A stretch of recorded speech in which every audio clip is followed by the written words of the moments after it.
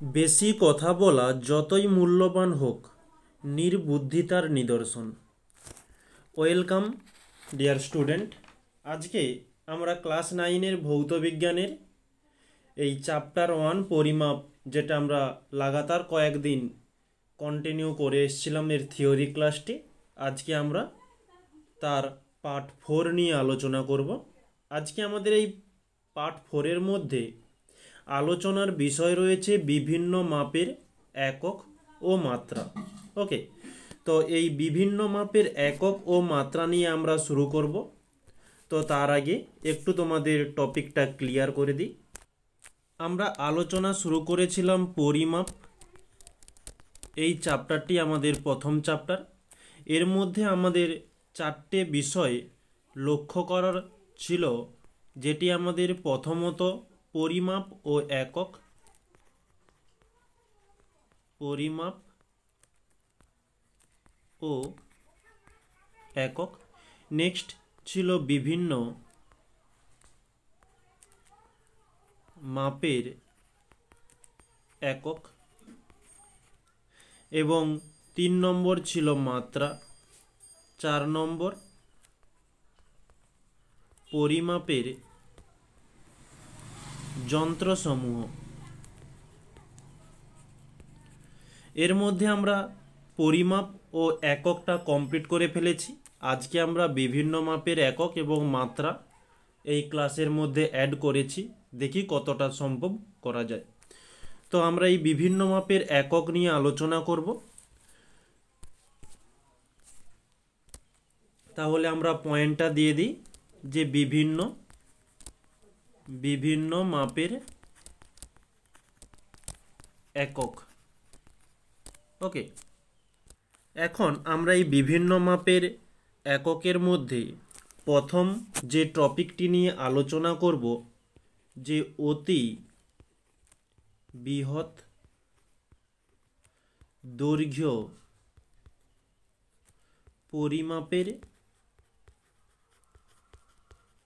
পরিমাপের একক। আমরা গতকাল ক্লাসে অতি বৃহৎ বা বড় একক প্রকাশ করার উপসর্গ পড়েছিলাম এবং ছোট একক প্রকাশ করার উপসর্গ জেনেছিলাম একেবারে ক্লাসের প্রথমে একটা লিস্টের মাধ্যমে, এবং দৈর্ঘ্য পরিমাপক একক জেনেছিলাম সিজিএস এককে সেন্টিমিটার, এসআই এককে মিটার, তাদের সংজ্ঞা জেনেছিলাম। ঠিক সেরকমই আমরা এই অতি বৃহৎ দৈর্ঘ্য পরিমাপক একক, দৈর্ঘ্য পরিমাপ করার জন্য একটা স্থান থেকে আর একটা স্থানের দূরত্বই হচ্ছে দৈর্ঘ্য। এই দৈর্ঘ্য পরিমাপের সবথেকে বড় বড় এককগুলো কোনটি, সেটি নিয়ে আমরা আলোচনাটি আজকে শুরু করব। ওকে,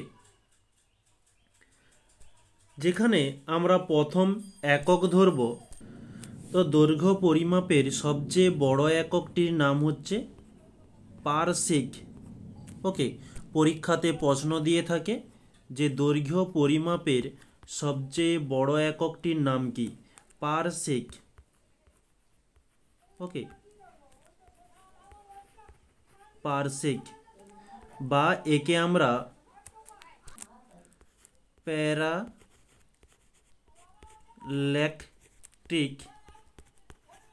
সেকেন্ড,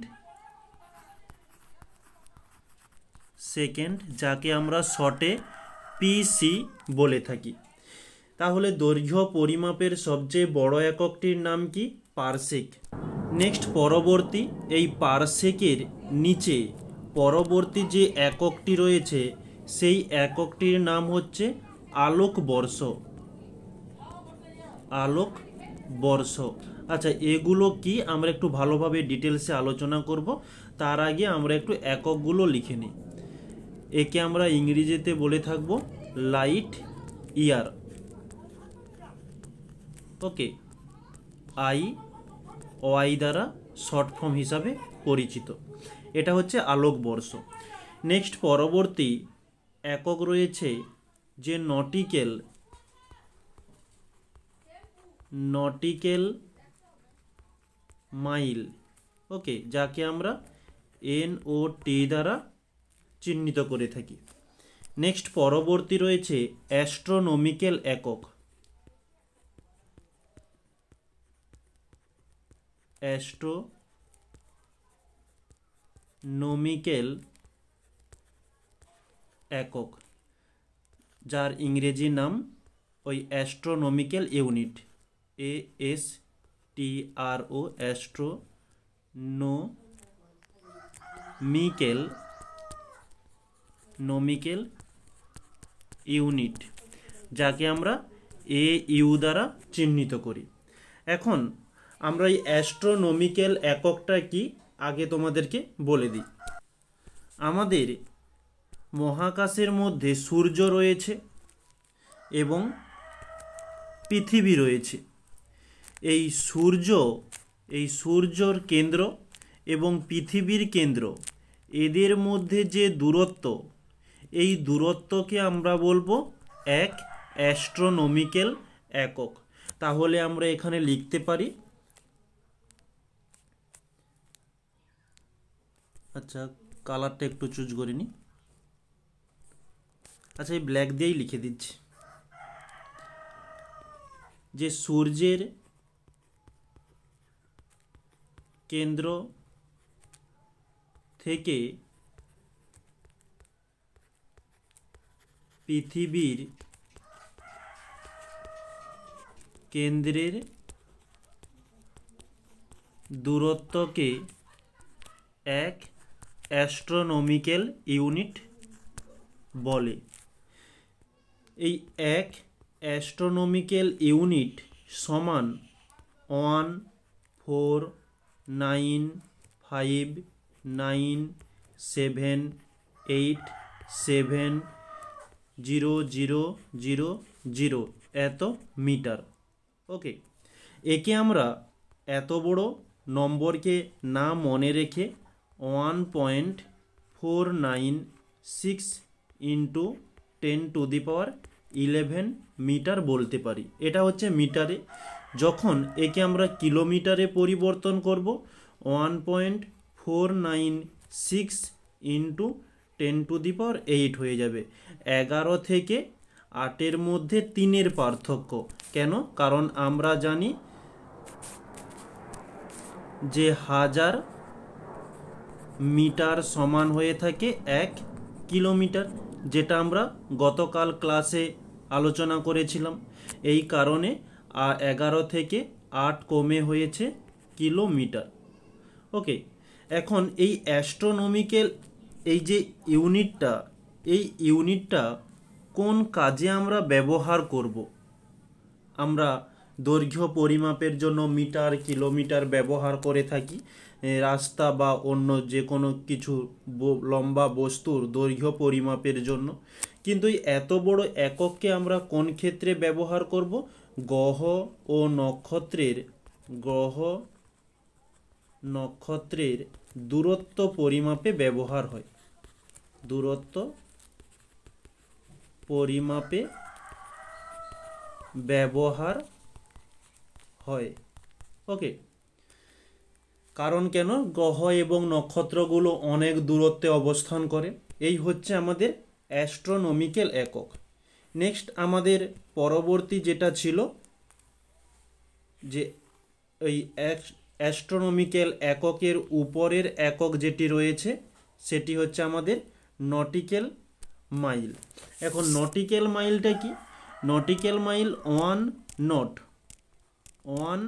নট সমান, এটাও একটি দূরত্ব। 1 নট সমান 1852 মিটার সমান, একে আমরা কিলোমিটারে পরিবর্তন করলে 1.852 কিলোমিটার। আর এই নট, এই এককটি জলযানের অতিক্রান্ত দূরত্ব পরিমাপে ব্যবহার হয়। সমুদ্রে একটা জাহাজ থেকে আরেকটা জাহাজের দূরত্ব কত, এবং ভূপৃষ্ঠ থেকে একটা জাহাজ সমুদ্রের অপর প্রান্তের দিকে অগ্রসর হয়েছে, কতটা দূরত্ব গিয়েছে, এই সব পরিমাপের জন্য এই নট শব্দটি ব্যবহার হয়ে থাকে বা নট এককটি ব্যবহার হয়। তাহলে এখানে লিখে নিতে পারি যে জলযানের জলযানের অতিক্রান্ত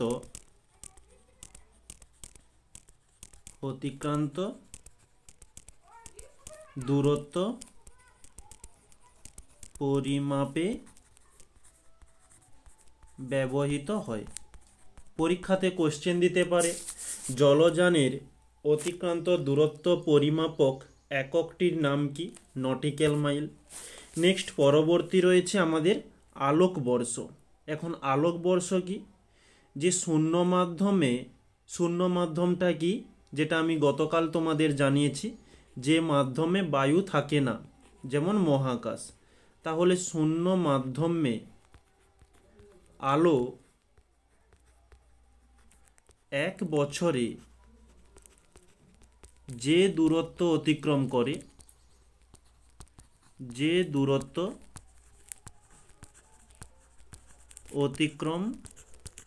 করে তাকে 1 লাইট ইয়ার বলে। লাইট মানে আলো, ইয়ার মানে বছর। তাহলে শূন্য মাধ্যমে আলো এক বছরে যে দূরত্ব অতিক্রম করে সেই দূরত্বকে আমরা বলবো আলোকবর্ষ। এখন এই 1 লাইট ইয়ার সমান হয়ে থাকে 9.46 ইন্টু 10⁻15 মানে 15 মিটার, বা একে আমরা যদি কিলোমিটারে পরিবর্তন করি 9.45 ইন্টু 10⁻12 কিলোমিটার। ঠিক একই রকমের, আগের মতো 3 কমে গিয়েছে। একে যদি আমরা অ্যাস্ট্রোনমিক্যাল ইউনিটে পরিবর্তন করি 6.3 ইন্টু 10⁻14 প্লাস 4 অ্যাস্ট্রোনমিক্যাল ইউনিট। ওকে, পরীক্ষাতে কোশ্চেন দেয় 1 লাইট ইয়ার সমান কত মিটার, ড্যাশ পূরণ দিয়ে দিল, এমসিকিউ টাইপ কোশ্চেন দিয়ে দিল। ওকে, তো এই আলোকবর্ষ এই এককটি ঠিক অ্যাস্ট্রোনমিক্যাল এককের মতো গ্রহ ও নক্ষত্রের দূরত্ব পরিমাপ করে। নেক্সট পরবর্তী আমাদের একক ছিল পারসেক, যেটা সব থেকে বড় একক। এখন এই পারসেকটা কি? এখন আমরা যে প্রথমত যে এককটি পড়েছিলাম এক অ্যাস্ট্রোনমিক্যাল ইউনিট, তো এই এক অ্যাস্ট্রোনমিক্যাল ইউনিট যে দূরত্বটা, এই দূরত্বের একটি বৃত্তচাপ ধরলাম, বৃত্তটা এটি। ওকে, এই বৃত্তচাপের কেন্দ্রে যদি 1 সেকেন্ডের কোণ উৎপন্ন করে, 1 সেকেন্ড কত? 1 সেকেন্ডের কোণ উৎপন্ন করে। তোমরা এবার বলবে আমরা 1 ডিগ্রির কোণ জানি, 1 সেকেন্ড কীরকমই হয়? হ্যাঁ হয়। ডিগ্রির থেকে আরও ছোট একক হয়ে থাকে সেকেন্ড, মিনিট। আমরা লিখতে পারি যে 10 ডিগ্রি 5 মিনিট 3 সেকেন্ড, এভাবে লেখা যায়। তো ঠিক সেই 1 সেকেন্ড, এখানে 3 সেকেন্ড একটা এক্সাম্পল দিলাম, 1 সেকেন্ডের কোণ উৎপন্ন করলে সেই দূরত্বটা বা সেই বৃত্তের, যেই বৃত্তটি তৈরি হয়েছে সেই বৃত্তের ব্যাসার্ধকে আমরা বলবো কি? 1 পারসেক, মানে পিসি, মানে অনেক দূরত্ব, সব থেকে বড় দৈর্ঘ্য মাপক একক। তাহলে আমরা এখানে লিখতে পারি যে এক অ্যাস্ট্রোনমিক্যাল ইউনিট দৈর্ঘ্যের বৃত্তচাপ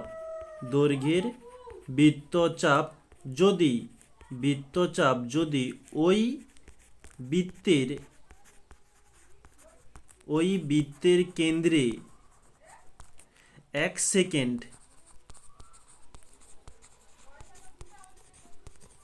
সেকেন্ডের কোণ উৎপন্ন করে, কোণ উৎপন্ন করে, তবে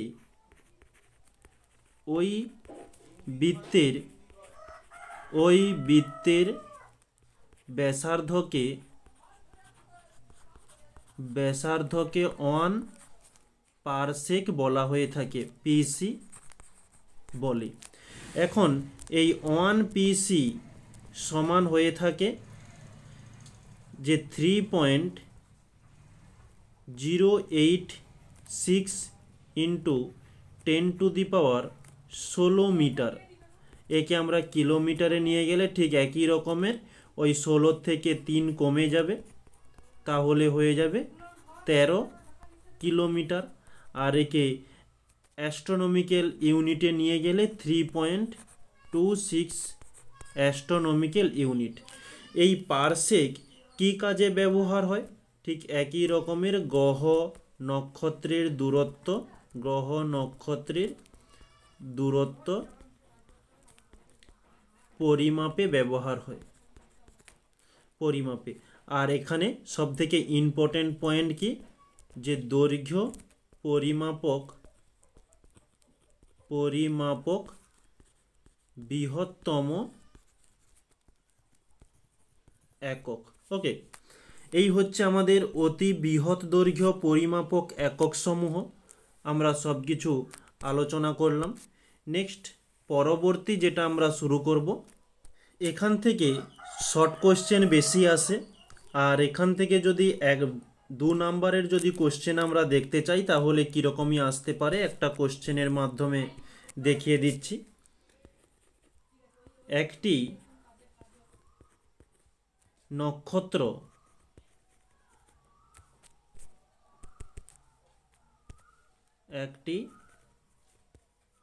নক্ষত্র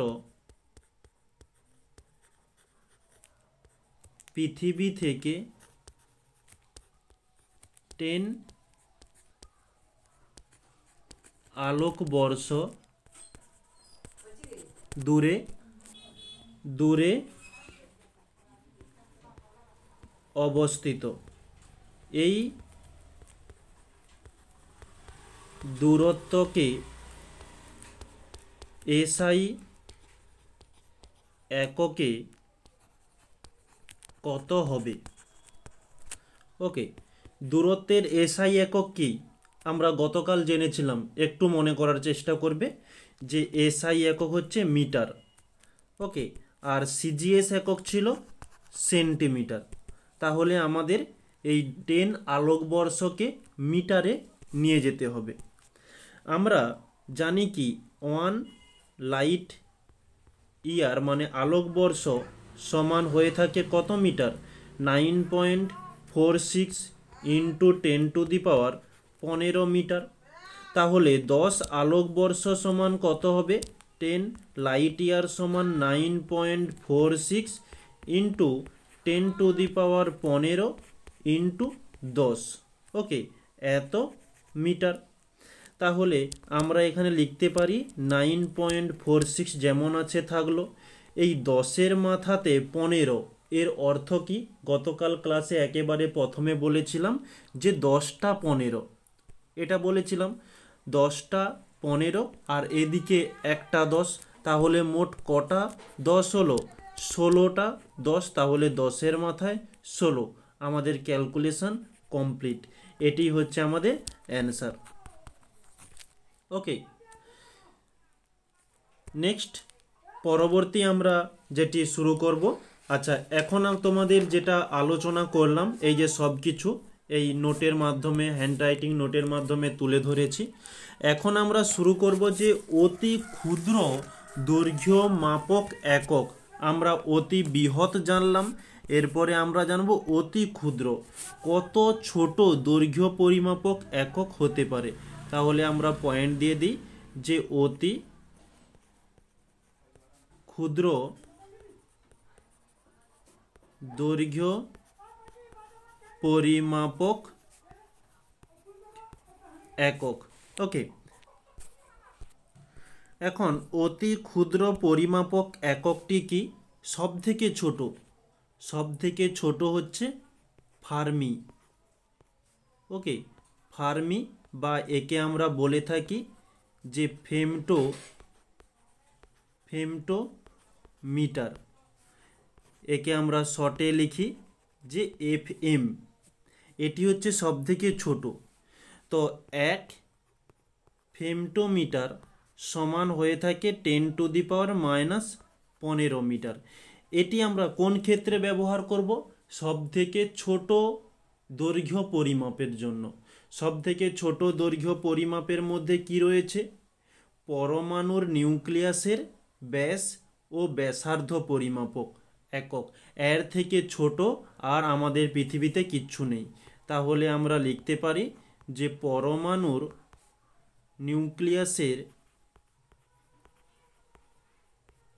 নিউক্লিয়াসের ব্যাস ও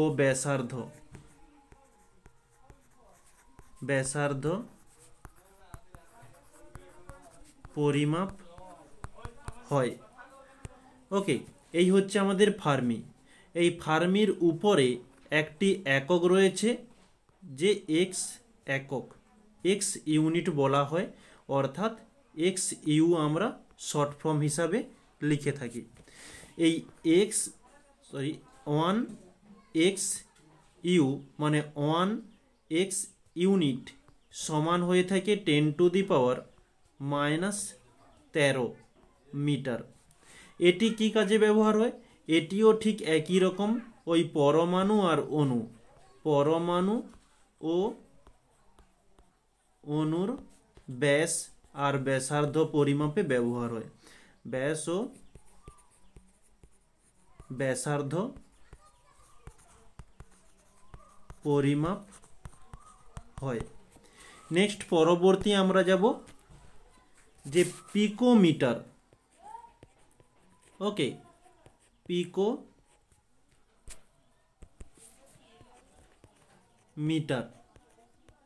একে আমরা বলে থাকি PM। ওকে, আচ্ছা, এই 1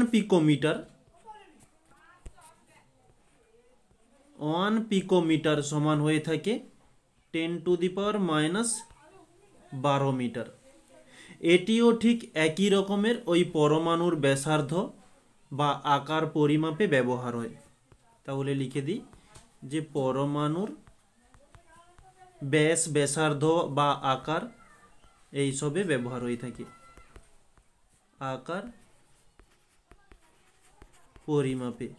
যাই হোক, হ্যান্ডরাইটিং খুব খারাপ হচ্ছে, হয়তো বোঝা যাচ্ছে না।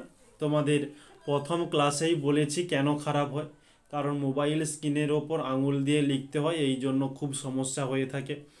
ওকে, তো একটু ম্যানেজ করে নিও, তার জন্য যাতে তোমরা ক্লিয়ারভাবে বুঝতে পারো, তোমাদের পাশেই হ্যান্ডরাইটিং নোট দিয়েছি, ওটা তোমরা দেখে পড়তে পারো, কোনো সমস্যা নেই।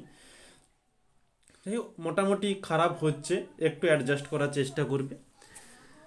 আচ্ছা, এই হচ্ছে আমাদের যে পিকোমিটার।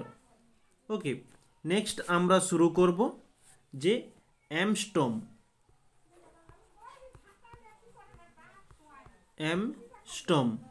অ্যামস্ট্রম, একে আমরা এর মাথাতে ডিগ্রি চিহ্ন দিয়ে প্রকাশ করে থাকি। ওকে, 1 অ্যামস্ট্রম সমান হয়ে থাকে 10⁻⁻10 মিটার। তড়িৎ চুম্বকীয়, এটা তড়িৎ চুম্বকীয় তরঙ্গের তরঙ্গ দৈর্ঘ্য প্রকাশে ব্যবহার হয়ে থাকে। ওকে, তড়িৎ চুম্বকীয় তরঙ্গের তরঙ্গ দৈর্ঘ্য প্রকাশে ব্যবহার হয়। ওকে, এই হচ্ছে আমাদের অ্যামস্ট্রম হয়ে গেল। নেক্সট আমরা শুরু করব যে ন্যানোমিটার।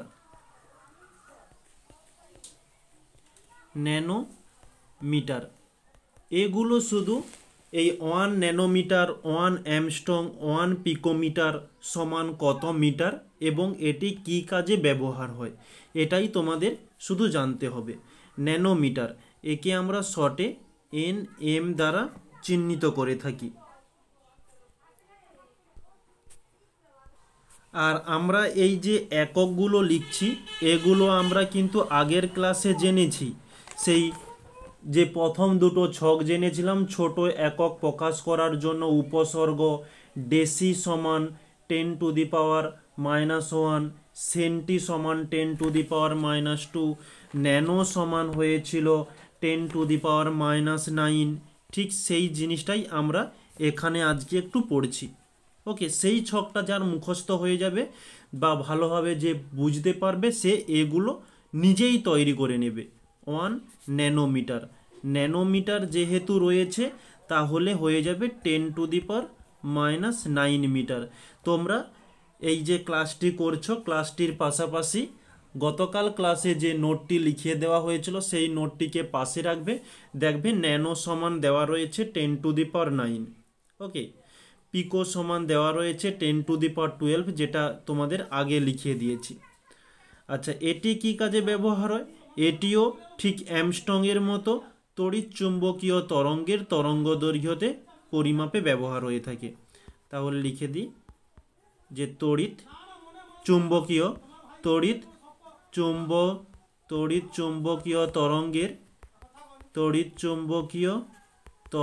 তরঙ্গ দৈর্ঘ্য। ওকে, তরঙ্গ দৈর্ঘ্য পরিমাপে ব্যবহার হয়। ওকে, নেক্সট পরবর্তী হচ্ছে মাইক্রন। মাইক্রনটা কি? যে মাইক্রন বা মাইক্রোমিটার আমরা বলে থাকি। মাইক্রন বা মাইক্রোমিটার, একে আমরা কি দ্বারা চিহ্নিত করি? মিউ এম দ্বারা চিহ্নিত করে থাকি। ওকে, আচ্ছা, 1 মাইক্রোমিটার সমান কত? 10⁻⁻6 মিটার। ওকে, আচ্ছা, এটি কি কাজে ব্যবহার হয়ে থাকে? এটি হচ্ছে আণুবীক্ষণিক বস্তু। আমরা বায়োলজিতে যেসব আণুবীক্ষণিক বস্তু বা জীবগুলো দেখেছি, অণুজীবগুলো, তাদের দৈর্ঘ্য ব্যাসার্ধ পরিমাপে ব্যবহার হয়ে থাকে। তাহলে এখানে লিখতে পারি যে আণুবীক্ষণিক বস্তু অণুজীব দৈর্ঘ্য ও ব্যাসার্ধ পরিমাপে ব্যবহার হয়। ব্যাসার্ধ পরিমাপে ব্যবহার হয়। এই হচ্ছে আমাদের ছোট দৈর্ঘ্য পরিমাপক একক। ওকে, এখন নেক্সট, আচ্ছা, আজকে আমরা এই যে অতি ক্ষুদ্র পরিমাপক এককগুলো পড়লাম, এই যে এইগুলো দেওয়া রয়েছে, এই পর্যন্ত হয়ে গিয়েছে।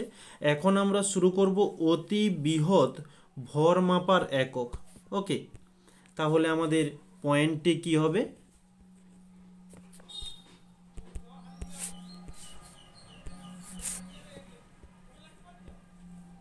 যে অতি বৃহৎ ভর মাপার একক। এবারে অতি বৃহৎ ভর মাপার এককগুলো কি কি রয়েছে? আগে আমরা জেনেছি যে অতি বৃহৎ দৈর্ঘ্য মাপক একক। এখন আমরা জানবো যে ভর মাপক একক।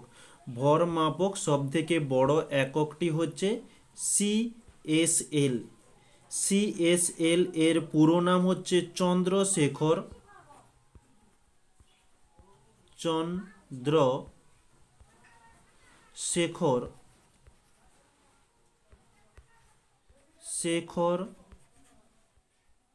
চন্দ্রশেখর লিমিট। ওকে, যাকে আমরা বাংলাতে বলবো যে চন্দ্রশেখর সীমা।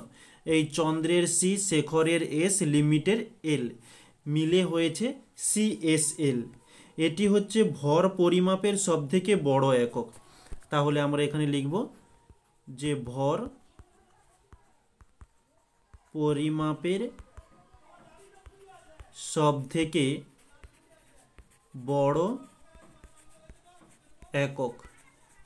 নেক্সট, 1 CSL 1 CSL সমান হয়ে থাকে 1.4 ইন্টু সূর্যের ভর। বুঝতে পারছে, সূর্যের ভরের 1.4 গুণ হচ্ছে 1 CSL, সূর্যের ভর। অর্থাৎ আমরা লিখতে পারি 2.765 ইন্টু 10⁻30 কেজি। ওকে, এটি আমরা কোন ক্ষেত্রে ব্যবহার করব? বাজারে আলু কিনতে গেলে ব্যবহার করব না, এটি হচ্ছে কোনো নক্ষত্রের বস্তু সমূহকে পরিমাপে ব্যবহার হয়। নক্ষত্রের বস্তু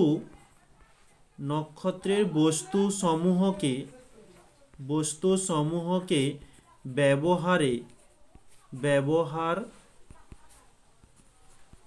ব্যবহার করা হয়।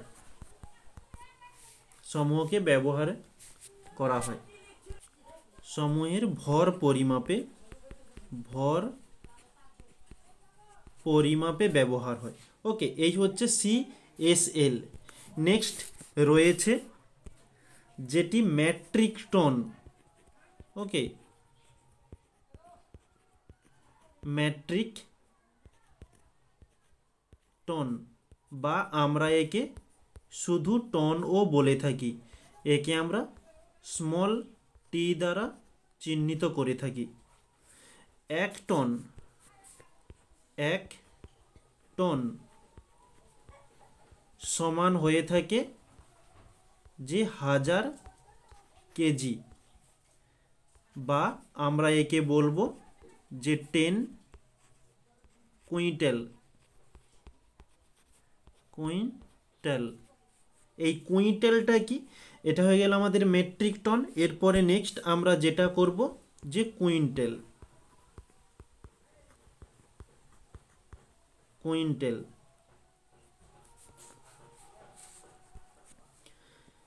যে এক কুইন্টাল সমান হয়ে থাকে যে 100 কেজি। ওকে, এটি হচ্ছে আমাদের কি কাজে ব্যবহার হয়? দৈনন্দিন জীবনে যে কোনো বস্তুর ভর পরিমাপে ব্যবহার হয়ে থাকে। তাহলে আমরা লিখতে পারি যে দৈনন্দিন জীবনে যে কোনো বস্তুর ভর পরিমাপে ব্যবহার হয়। ওকে, এই হচ্ছে আমাদের অতি বৃহৎ ভর মাপার একক। এরপরে আমরা কি শুরু করব? যে অতি ক্ষুদ্র ভর মাপার একক। তাহলে পয়েন্ট করলাম অতি ক্ষুদ্র ভর মাপার একক। তাহলে অতি ক্ষুদ্র ভর মাপক একক সবথেকে ছোট একক হচ্ছে যে পারমাণবিক ভর একক। আমরা এখানে লিখব যে পারমাণবিক ভর একক, যাকে আমরা স্মল ইউ বা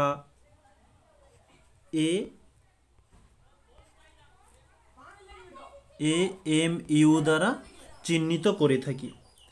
তাহলে আমাদের এখানে প্রথম পয়েন্ট হয়ে যাবে যে ভরের সবথেকে ছোট একক। ওকে, এই 1U বা 1AMU কাকে বলে? যে একটি কার্বন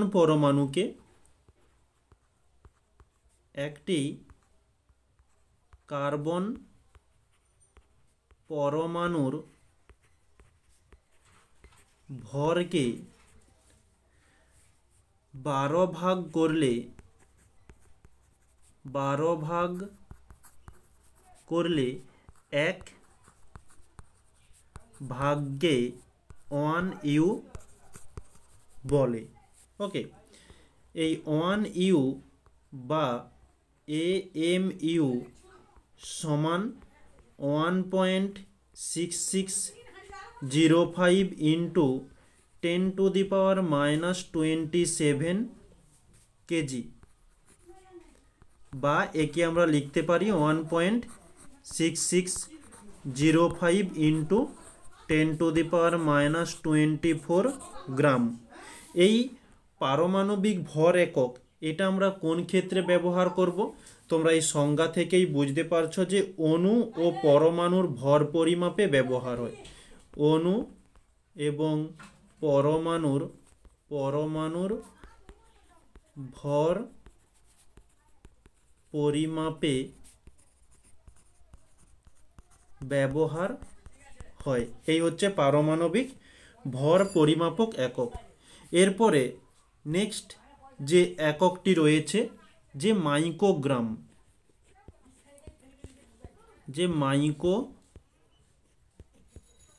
মাইক্রোগ্রাম মিউ জি। ওকে, এখন এই মাইক্রোগ্রাম 1 মাইক্রোগ্রাম সমান কত? 10⁻⁻6 গ্রাম। এই মাইক্রো শব্দ থেকেই তোমরা বুঝতে পারছো যে অণুজীব বা পরীক্ষাগারে যেসব বিকারক ব্যবহার করা হয়। বিকারক কি তোমরা সেটা পরে জানবে, বা একটু অল্প করে বলে দিচ্ছি, যেটার বিক্রিয়া ঘটাবো সেটি হচ্ছে বিকারক। ওকে, তাহলে আমরা এখানে লিখব কি? অণুজীব বা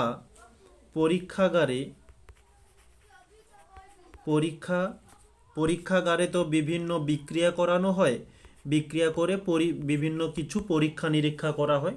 সেই পরীক্ষাগারে বিভিন্ন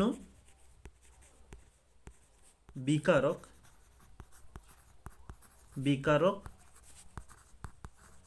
পরিমাপে ব্যবহার হয়। ওকে, এই হচ্ছে আমাদের মাইক্রোগ্রাম। নেক্সট আমরা যাব যে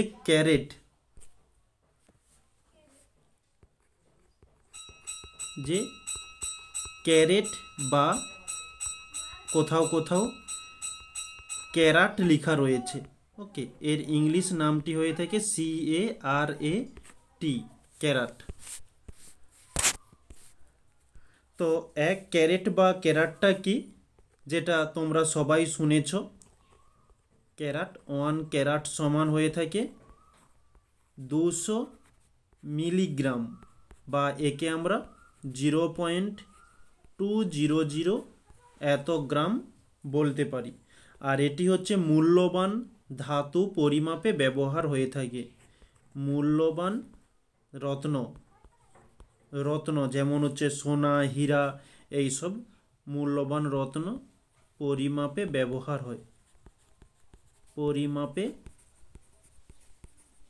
ব্যবহার হয়।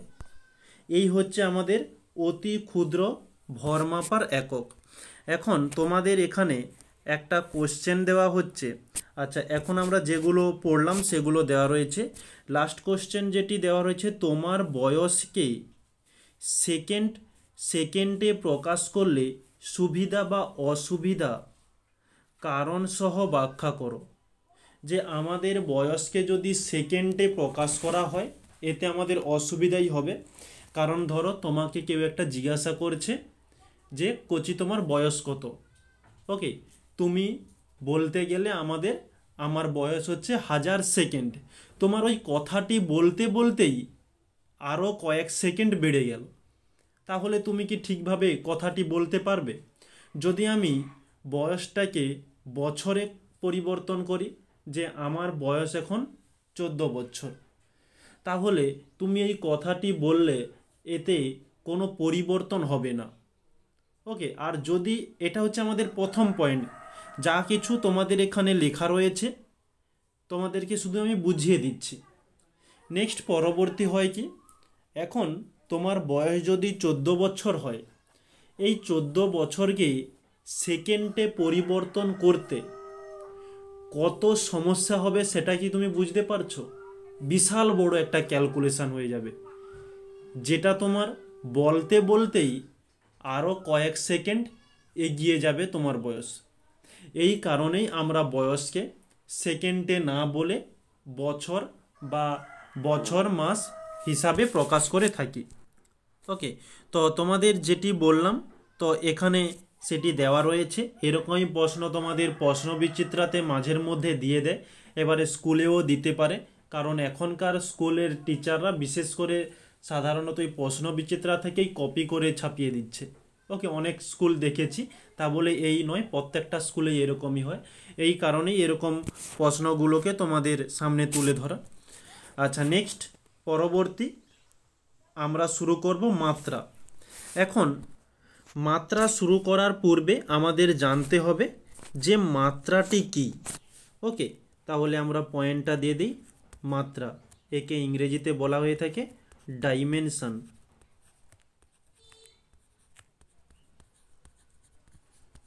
ডাইমেনশন আমাদের তাহলে প্রথম সংজ্ঞা যেটি জানা দরকার সেটি হচ্ছে মাত্রা।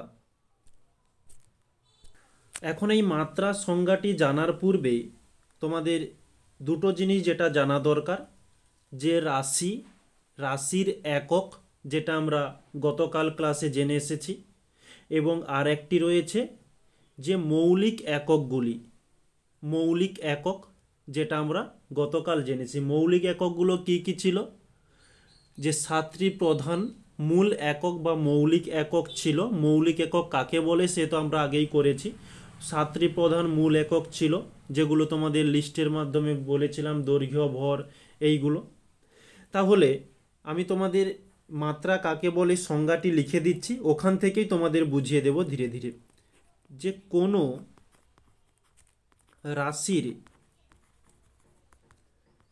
কোনো রাশির একক গঠন করার জন্য, একক গঠন করার জন্য, এই কথাটির মধ্যে আশা করছি কোনো সমস্যা নেই। যে কোনো রাশির একক গঠন করতে হয়, কিভাবে গঠন করতে হয় সেটা আমরা জেনেছি। যে এসআই এককে কিভাবে গঠন করতে হয়, অনেকগুলো নিয়ম জেনেছিলাম।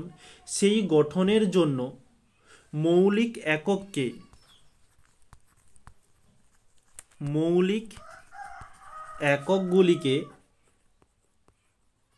এককগুলিকে যে ঘাতে উন্নীত করার দরকার।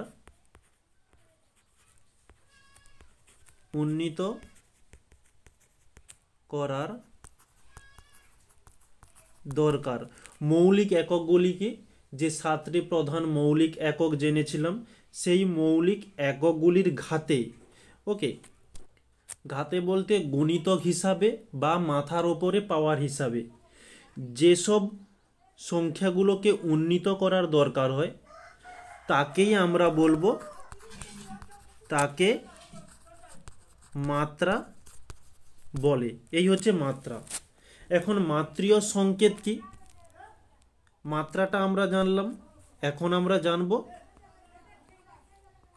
যে মাত্রীয় সংকেত। আচ্ছা, মাত্রা এই সংজ্ঞাটি যারা বুঝতে পেরেছো ভালো, যারা বুঝতে পারোনি তারাও যুক্ত থাকো। সামনে যত ধীরে ধীরে এগাবো তোমাদের পিছনের কনসেপ্টগুলো তত ক্লিয়ার হয়ে যাবে, কারণ সামনে আমরা ব্যাখ্যা দিয়ে তোমাদেরকে বোঝানোর চেষ্টা করব, উদাহরণের মাধ্যমে বুঝাবো। তাহলে মাত্রীয় সংকেত। এখন মাত্রীয় সংকেতটা কি? তাহলে মাত্রীয় সংকেত বিভিন্ন মৌলিক রাশি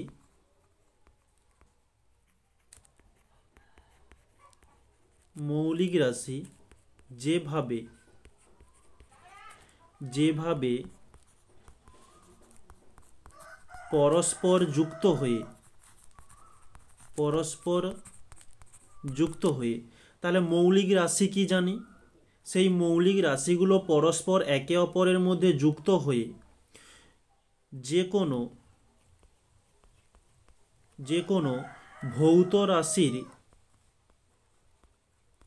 ভৌত রাশির মাত্রা, ভৌত রাশি কি তোমরা জানো? ভৌত রাশির মাত্রা নির্দেশ করে। মাত্রাটা কি সেটা একটু আগেই বললাম। মাত্রা নির্দেশ করে তাকে মাত্রীয় সংকেত বলে। এই হচ্ছে মাত্রীয় সংকেত হয়ে গেল। এরপরে আমরা জানব যে মাত্রীয় সমীকরণ। ওই মাত্রীয় সংকেতকে একটি সমীকরণের মাধ্যমে লেখা হয়। এখানে করছি তাহলে মাত্রীয় সমীকরণ। মাত্রীয় সংকেতকে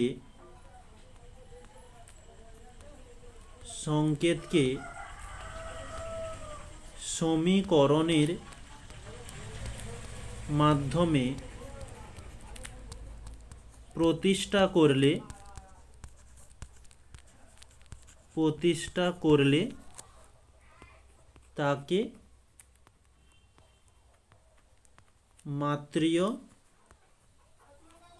সমীকরণ বলে। ওকে, এখন তোমাদের তিনটে সংজ্ঞা পড়ানো হলো, যে প্রথমত মাত্রা, তারপরে মাত্রীয় সংকেত, তারপরে মাত্রীয় সমীকরণ। ওকে, যারা বুঝতে পারোনি বুঝার দরকার নেই। ওকে, তো তোমাদের একটু আগে মানে একটুক্ষণ পরেই তোমাদের প্র্যাকটিক্যালি বোঝানোর চেষ্টা করব। এখন আমি একেবারে মাত্রা পড়ানোর পূর্বে বলেছিলাম আমরা গতকাল 7টি মৌলিক একক পড়েছিলাম। সেগুলো কি কি একবার বলবো। যে আমাদের 7টি মাত্রীয় বা 7টি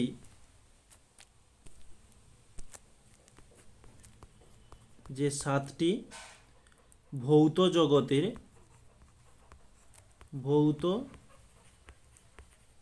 জগতের মাত্রা।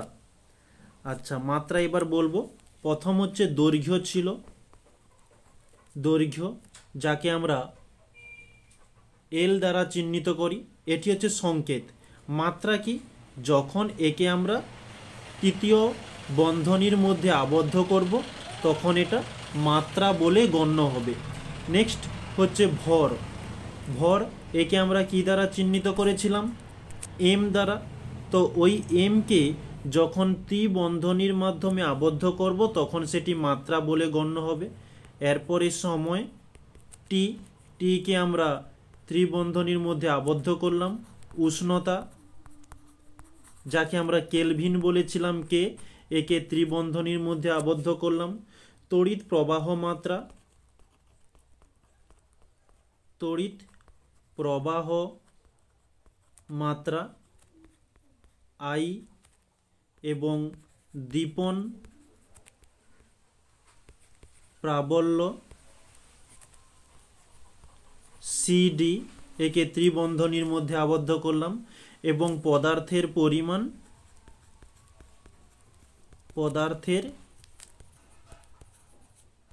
পরিমাণ একে, যেটি হচ্ছে মোল, একে আমরা ত্রিবন্ধনীর মধ্যে আবদ্ধ করলাম।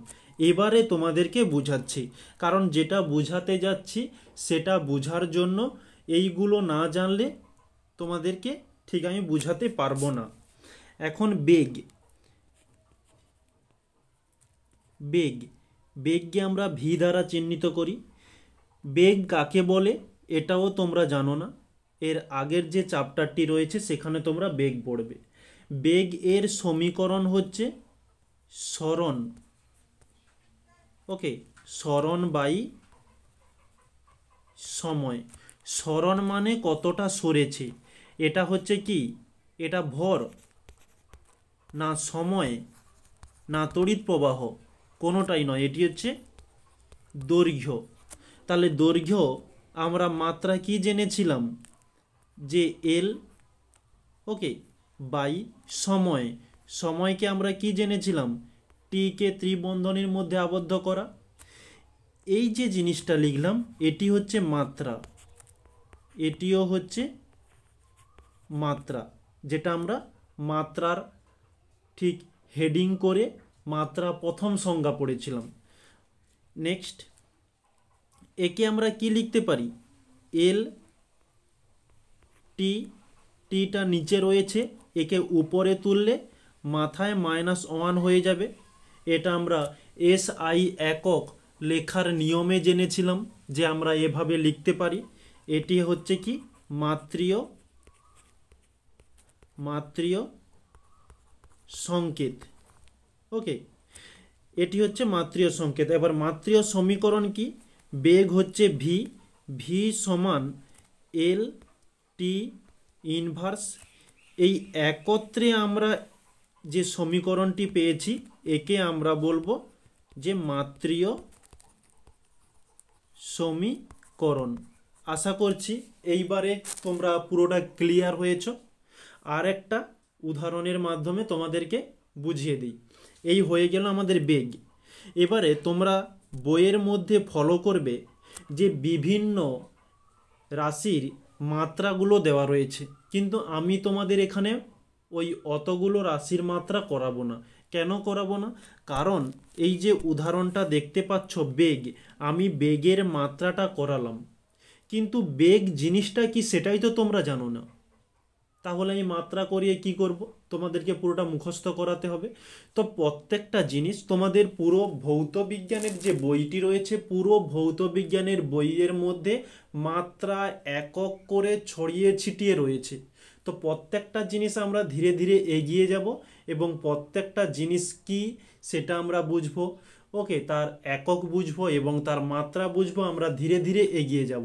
একেবারে একটা লিস্টের মাধ্যমে তোমাদের প্রথমে দিয়ে দিলে তোমাদের কোনো উপকার হবে না, কিন্তু ওই লিস্টটাকে যদি তোমাদের পুরো বইটাকে কভার করার পর দেওয়া হয় তাহলে তোমরা খুব উপকৃত হবে।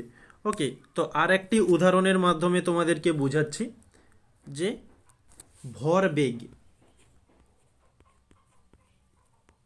ভরবেগ যাকে আমরা পি দ্বারা চিহ্নিত করি।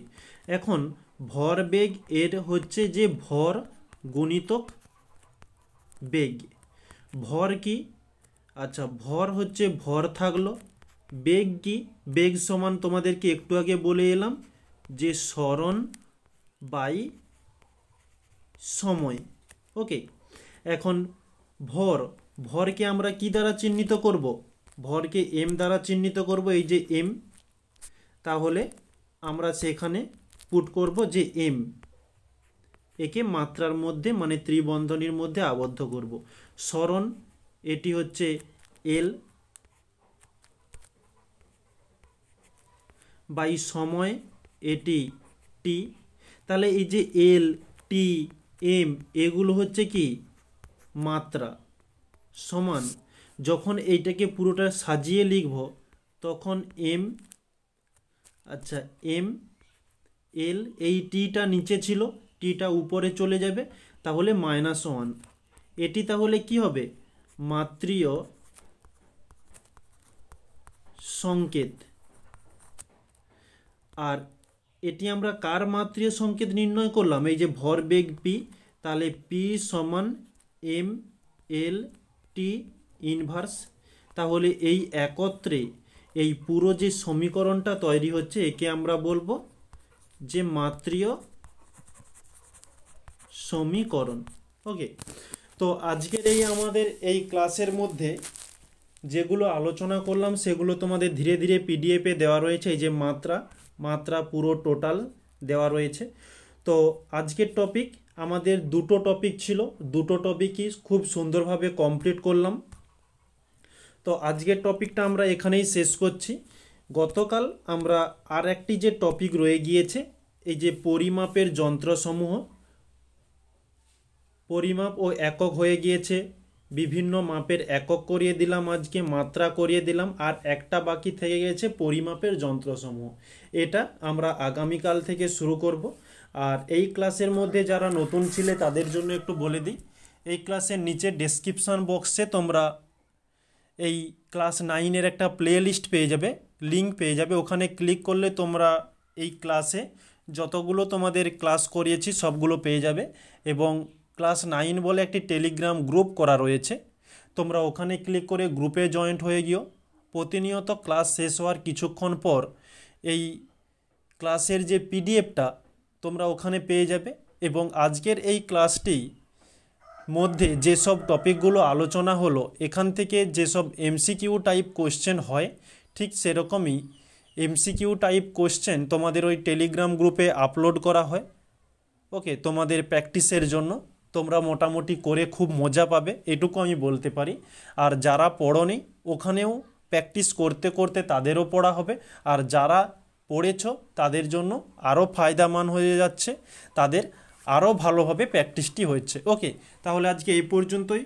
তাহলে সবাইকে থ্যাংক ইউ বলে ক্লাসটিকে এখানে সমাপ্ত করছি।